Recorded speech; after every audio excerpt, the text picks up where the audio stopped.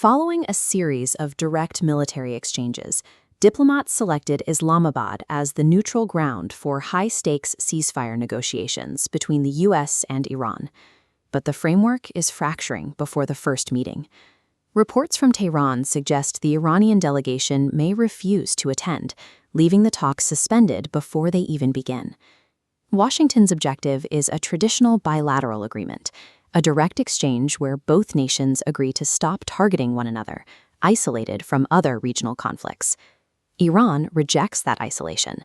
They insist that the U.S. must force Israel to halt its strikes in Lebanon as a prerequisite for any peace, effectively tying the security of the Mediterranean to the talks in Pakistan. This creates a fundamental mismatch in the room. The U.S. is attempting to negotiate with a single sovereign state, while Iran is negotiating as the head of an entire regional network.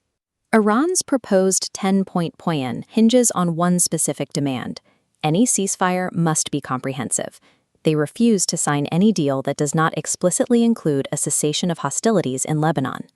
The Israeli government explicitly rejects this linkage. They maintain the conflict with Hezbollah must be settled through separate, direct negotiations between Israel and Lebanon. Ongoing strikes continue to hit Lebanese urban centers. Tehran views these attacks as a direct violation of previous ceasefire understandings established in 2024. This highlights Iran's primary strategic fear. They believe Israel is using localized ceasefires to systematically isolate and dismantle their allies one by one, while the rest of the network is forced to stand down. To prevent this, Tehran has been in constant contact with Hezbollah leadership to coordinate red lines, ensuring their proxy forces aren't left exposed by a bilateral deal with Washington. From Iran's perspective, a peace deal that only protects their own borders is a failure if it provides the diplomatic cover for Israel to weaken their regional influence. The impasse isn't limited to ground wars. The friction has moved into the Strait of Hormuz, where the conflict over military security is now merging with economic control. Donald Trump has issued blunt warnings on social media, demanding Iran immediately stop charging fees to international tankers passing through the strait. Iran is actively enforcing this new system. They have deployed patrol units to monitor shipping lanes, asserting a new level of authority over one of the world's most critical energy corridors. Ali Khamenei frames these tolls as a permanent shift in how the strait is managed.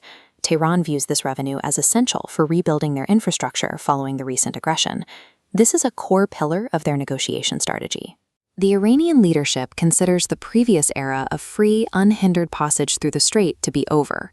By treating global shipping as leverage, Iran is making their own economic recovery a mandatory component of any future diplomatic resolution. This negotiation spans thousands of miles, from Islamabad to the coast of Lebanon and the Persian Gulf. This conflict has reached a point where a peace deal on one front is physically impossible without a resolution on the others. Iran's new baseline is clear. They will not secure their own state sovereignty unless the survival of their proxies and their maritime leverage are also guaranteed. This leaves the United States facing an incredibly complex challenge. They can no longer solve a single bilateral dispute without addressing the entire interconnected web of regional crises.